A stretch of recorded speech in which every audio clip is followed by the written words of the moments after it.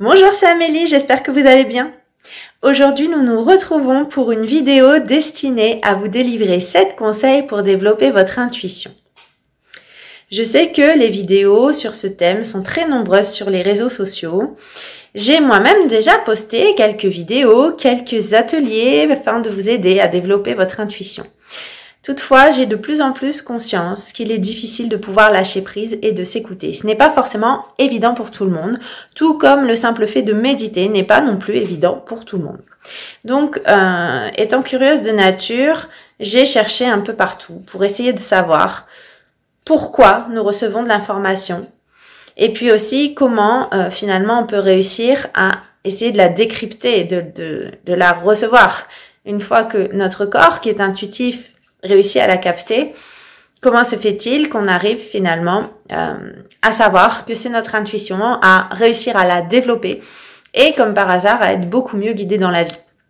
Donc vous retrouverez, je pense, des conseils qui vous paraîtront originaux par rapport à tout ce que vous pouvez retrouver habituellement sur le net. Je n'ai pas cherché à être originale, juste c'est ma formation de coach et de professeur de yoga qui m'amène jour après jour à m'intéresser de plus en plus à la physiologie. Ma pratique me permet aussi de voir comment je peux réussir parfois à amener les gens à être plus dans le ressenti et la détente. Et puis surtout, j'ai regardé pas mal de vidéos de physiciens, car grâce à YouTube aujourd'hui, des physiciens intéressés par le sujet, tant en physique quantique qu'en physique globale, m'ont permis de comprendre pas mal de choses, donc sur notre corps, comment il est fait, pourquoi il perçoit le champ d'information. Et donc, je vous propose vraiment aujourd'hui des conseils qui vous paraîtront sans doute plus terre à terre, mais qui permettront à toutes celles et ceux qui ont encore beaucoup de mal à lâcher prise et à être à l'écoute de leur intuition, je pense, d'y arriver. Alors, on va commencer. Donc, on va commencer par le premier conseil. Pour développer votre intuition, essayez la cohérence cardiaque. Ce sont des exercices de respiration qui vous permettent de mettre le cœur et le cerveau en cohérence. Si vous avez regardé le film L'infinie puissance du cœur, vous n'êtes pas sans ignorer que le cœur perçoit l'information avant le cerveau. Souvent, on va recevoir des informations, puis on va se mettre à réfléchir. Et puis, du coup, on ne va pas suivre notre intuition. Donc, comment réussir à mettre en cohérence le cœur et le cerveau, ces deux organes étant reliés par un nerf qui s'appelle le nerf vague? Comment réussir à décrypter l'information perçue par le cœur? Eh bien, c'est grâce à la cohérence cardiaque qu'on peut y parvenir. Donc, la cohérence cardiaque, vous pouvez retrouver bien sûr des exercices sur le net. Je vous invite à essayer. Même à essayer peut-être, pourquoi pas, les exercices respiratoires tout court. Si vous êtes quelqu'un qui est fort stressé, parce qu'on est très formaté aujourd'hui, on nous force beaucoup à courir à droite, à gauche, à réfléchir. Eh bien, la respiration, elle a ce mérite d'apprendre à nous calmer, à retrouver la paix intérieure. Elle nous permet aussi de diminuer l'activité cérébrale. Et donc, on est plus à même dès lors, si on a moins de pensées, de recevoir les informations, du moins de les entendre, de les percevoir. Pour vous aider, j'ai sur mon autre chaîne Healing Yoga by Amélie des exercices de respiration yogique. N'hésitez pas à aller y jeter un œil si vous le souhaitez. Alors, un autre moyen pour développer votre intuition et qui vous paraîtra, je pense, un petit peu original, eh bien, c'est de soigner sa posture. Pourquoi? Parce que notre corps est une antenne. Et vous êtes d'accord avec moi, si l'antenne est tordue, la réception des ondes est peut-être un petit peu plus difficile.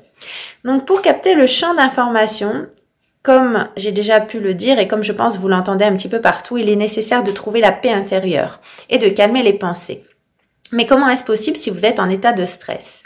Je m'explique. En général, la vie moderne nous amène à avoir une posture recroquevillée. Lorsque l'on est comme ça, on est scientifiquement ce qu'on appelle une posture de domination. Et la posture de domination fait sécréter au corps du cortisol, l'hormone du stress. Il y a un muscle qui s'appelle le psoas, qui est basé au bas de la colonne vertébrale, au niveau du dos, qui traverse votre bassin et se relie à peu près à l'avant de la cuisse. Ce muscle se raidit très facilement si on est assis, si on fait du mouvement parce qu'il est sollicité, même lorsque l'on marche, mais aussi et surtout lorsque l'on est stressé. Et le stress peut être réel ou artificiel. Je m'explique, si vous êtes poursuivi par un lion, le stress me paraît bien réel. Mais lorsque vous vous stressez tout seul à imaginer le pire, eh bien, votre cerveau ne fait pas du tout la différence entre ce qui est réel et artificiel. En conséquence, le psoas va encore se raidir. Et s'il se raidit, eh bien, il va contribuer à arrondir votre posture. Et vous continuerez à sécréter du cortisol et donc à créer du stress. C'est un cercle vicieux, on s'en sort pas. Donc concrètement, généralement aujourd'hui, on retrouve donc des postures avec les épaules très fermées vers l'intérieur, un dos légèrement arrondi, un bassin fermé avec donc une marche, les pieds que vous aurez plutôt en V. Donc il est vraiment très important de vous redresser parce que lorsque l'on est en situation de stress, le corps va être occupé à vous faire prendre la fuite. C'est pour ça qu'on est recroquevillé et en fait on est presque prêt à piquer un sprint. Or, si vous voulez que votre corps se répare et si vous voulez aussi trouver la paix intérieure pour pouvoir être en mesure de recevoir les messages que l'on peut capter dans le champ d'information qui nous entoure, il est nécessaire de redresser votre posture. Et puis, il est nécessaire aussi de redresser votre posture parce que dès lors, on a des chances aussi de mieux faire monter notre taux vibratoire puisque l'énergie pourra remonter tout le long de la colonne beaucoup plus facilement. Alors, comment redresser sa posture? Aujourd'hui, je ne vous fais pas une démonstration en live, je vais juste vous en parler, mais si vous le souhaitez, j'ai déjà posté une vidéo sur une autre chaîne encore, MyFitness le site, où j'explique comment se tenir. Donc, concrètement, essayez de vous placer correctement au sol, que ce soit debout ou assis. Et vous verrez que votre dos se redressera tout seul sans effort. Donc il s'agit, si on est debout, de placer les talons sous les hanches en gardant une souplesse des genoux et en serrant le ventre. De cette façon, tout doucement, votre posture va se redresser. Il ne vous restera plus qu'à repenser à ouvrir vos épaules en resserrant vos omoplates. Lorsque vous êtes assis, ce sera à peu près la même chose à ceci près que donc il faut veiller à la façon dont vous allez vous asseoir. En général, notre dos s'arrondit parce que nous mettons les fesses légèrement vers l'arrière et le bas du dos va s'arrondir également, puis entraîner tout le reste de la colonne. Pour éviter cela, il faut que les os que vous avez au niveau des fessiers, donc c'est une partie des os du bassin, donc les ischios, il faut que ce soit eux qui soient assis donc sur la chaise ou au sol. Donc on va repousser légèrement le bassin vers l'avant pour réussir à les placer, éviter que le bas du dos ne s'arrondisse et automatiquement le reste de votre colonne se redressera. Troisième outil, mais on en a déjà parlé, il s'agit de la méditation. Je n'ai toutefois pas toujours approfondi les choses parce que voilà, mes recherches évoluent, je fais de nouvelles découvertes à chaque fois. Donc au niveau de la méditation, bien tout simplement, elle va vous permettre de trouver le calme intérieur, surtout au niveau des pensées. On a environ 60 000 pensées par jour, c'est énorme. Et donc, on a aussi une activité cérébrale qui va avec, ce sont les ondes bêta. Ce sont des ondes aussi qui vont, sont des ondes émises par le cerveau lorsque l'on effectue les tâches quotidiennes. Et donc, lorsque l'on médite, eh bien, on passe en ondes alpha, des ondes plus lentes. Autrement dit, l'activité cérébrale se calme. Et donc, on arrive à calmer le flot des pensées. Alors, autre onde émise par le cerveau lorsque l'on médite, ce sont les ondes gamma qui, elles, vont nous permettre de percevoir beaucoup plus d'informations et d'être capable de traiter plus d'informations. Dès lors, si vous avez des situations compliquées à résoudre, on trouve aussi plus facilement la solution, on va être aussi beaucoup plus concentré. D'ailleurs, les études qui ont pu être menées démontrent clairement que certaines zones du cerveau s'activent lorsque l'on médite. Donc, je pense que grâce à la méditation, on va être capable de capter beaucoup plus d'informations qu'à l'état conscient, puisque notre corps en perçoit. Mais notre conscience, c'est en quelque sorte un filtre et finalement, ces informations ne nous viennent pas directement, même si notre corps arrive à les capter. Donc, il est nécessaire de pouvoir justement réussir à en capter un peu plus, mais aussi d'être capable de les entendre en calmant les pensées et la méditation vous permet. Quatrième outil, essayez de faire les choses en conscience. En effet, bien souvent aujourd'hui, nous sommes plutôt multitâches. On est capable de téléphoner en continuant d'écrire ou de cuisiner. On fait plusieurs tâches à la fois. Il convient en fait d'être concentré et d'essayer de limiter le flot des pensées. Donc il faut juste être conscient des choses lorsque l'on les fait. Et de cette manière, vous serez d'ailleurs tout à fait capable de vous souvenir de ce que vous avez fait. bien souvent, on ne se souvient parfois pas de ce que l'on a fait dans la journée parce qu'on pense à 1000 choses en même temps. Si vous marchez dans la rue et que vous êtes perdu dans vos pensées, vous n'êtes pas du tout présent. Donc l'idée, c'est juste d'être présent, d'essayer de limiter ses pensées, d'être bien conscient de ce qu'on est en train de faire. Et dès lors, vous laisserez la place aux ressentis et aux informations qui pourront vous venir à l'esprit spontanément. Nouveau conseil, je pense un peu original une fois encore, mais tellement utile. Pensez à boire de l'eau dynamisée. En général, on est peu averti sur ce sujet, mais sachez que l'eau que vous buvez est morte, que ce soit l'eau de bouteille ou l'eau du robinet. Alors d'ailleurs, au propos de l'eau du robinet, eh bien, je vous avais déjà dit à l'occasion d'une vidéo sur la glande pinéale que celle-ci est polluée par le fluor qui va venir entartrer notre glande pinéale, cette glande qui nous permet également de recevoir le champ d'information par le phénomène de piézoluminescence. Je ne reviens pas dessous et vous invite à retourner voir la vidéo dédiée à la glande pinéale. Mais hormis le problème de la pollution, il y a surtout le fait que l'eau stagne, que ce soit dans les bouteilles ou dans les canalisations. Au contraire de l'eau de source qui va couler, pensez à l'eau d'une cascade, elle est vivante, il y a du mouvement. Alors, physiologiquement, pour vous donner une idée, cette eau, dès lors, ces molécules d'eau, elles vont être groupées et ça va leur permettre de capter beaucoup plus de photons. Cette lumière invisible, cette énergie cosmique qui nourrit notre corps à hauteur de 50%. Et qui est aussi bourré d'informations, puisque si vous connaissez les travaux du docteur Masaru Emoto, vous n'êtes pas sans ignorer que l'eau contient de l'information. Donc ça, c'est physiologiquement, mais dès lors également, elle se restructure, vous l'avez compris, elle se restructure et elle est informée.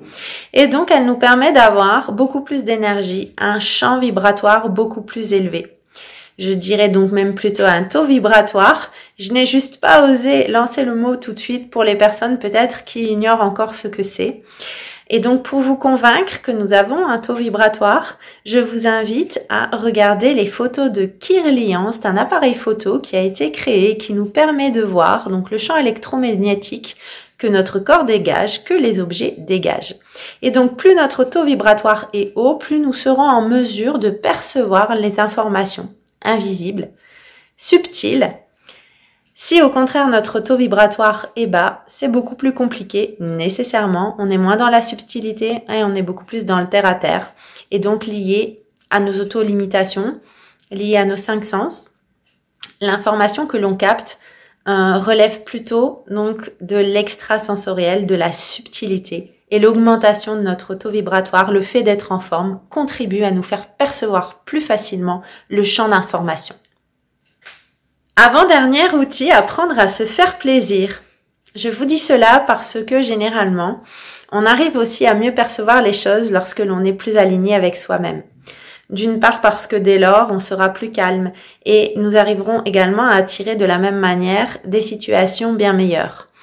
Si au contraire, on est stressé, on est mal dans sa peau, on n'est pas en phase avec soi-même, il est possible qu'on attire plutôt des situations qui ne nous conviennent pas et donc nous serons toujours dans nos pensées pour essayer d'en sortir. En réalité, on manque souvent d'amour vis-à-vis de nous-mêmes et on a été beaucoup formaté pour nous faire croire qu'il faut plutôt beaucoup de sacrifices pour mériter quelque chose, que peut-être c'est pas le moment de se faire plaisir justement. Alors pourquoi je vous dis ça ? C'est important parce que finalement, lorsque vous recevez une information qui relève de l'intuition, des fois, ce sont des choses qui vont, pour le coup, vraiment vous faire plaisir. Seulement, votre mental va interagir. Donc, si vous êtes habitué à pas avoir des choses facilement, ou si vous êtes habitué, du coup, à pas réussir à avoir ce que vous voulez, ou plein d'autres choses de ce genre, eh bien, dès lors, vous allez vous dire, non, mais c'est pas possible, en fait, je vais pas suivre mon intuition parce que, non, de toute façon, c'est pas possible pour le moment, c'est pas le bon moment, enfin bref. Apprenez juste à vous faire plaisir, à écouter ce qui vous fait plaisir. Et de cette manière, lorsque l'information qui arrivera et qui vous poussera vers ce chemin arrivera, vous saurez qu'elle relève de votre cœur, vous saurez que vous pourrez la suivre en toute confiance. Alors, dernier point, justement, la confiance. C'est important de la travailler parce que généralement, c'est un manque de confiance en nous qui fait qu'on n'arrive pas à développer notre intuition. On va recevoir une information, mais ça nous paraît tellement irrationnel, tellement illogique qu'on qu'on finit par croire qu'on est fou ou que peut-être même c'est le fruit de notre imagination. En réalité, faites-vous confiance. N'essayez pas de savoir si ce que vous avez perçu c'est exact ou pas. Si l'idée vous est venue, si vous l'avez entendue, alors ça après les modes de perception elles sont différentes selon chacun, eh bien il n'y a pas de doute en réalité. Mais on est tellement cartésien, on a tellement l'habitude de devoir vérifier les choses que dès que ça devient aussi subtil, eh bien on a du mal. Mais voilà, il s'agit juste de se faire confiance. Alors c'est utile pour développer d'ailleurs son intuition, mais c'est aussi très utile dans la vie. Donc je vous invite vraiment à travailler sur vous là-dessus parce que la confiance, je pense que c'est un point qui pêche chez pas mal de monde. Donc voilà, j'ai terminé pour cette vidéo. N'hésitez pas si vous avez des questions parce que sur certains points, j'ai pas non plus pu forcément aller dans les détails, mais d'autres vidéos vont suivre afin de vous expliquer toutes les découvertes que j'ai pu faire, notamment en physique et qui valident un peu plus facilement tout ce que je vous délivre à chaque fois. Si vous avez des compléments d'information, n'hésitez pas non plus à laisser un petit commentaire. En tout cas, j'espère que ça vous a plu, j'espère que ça a été utile et je vous dis merci, à bientôt pour d'autres vidéos.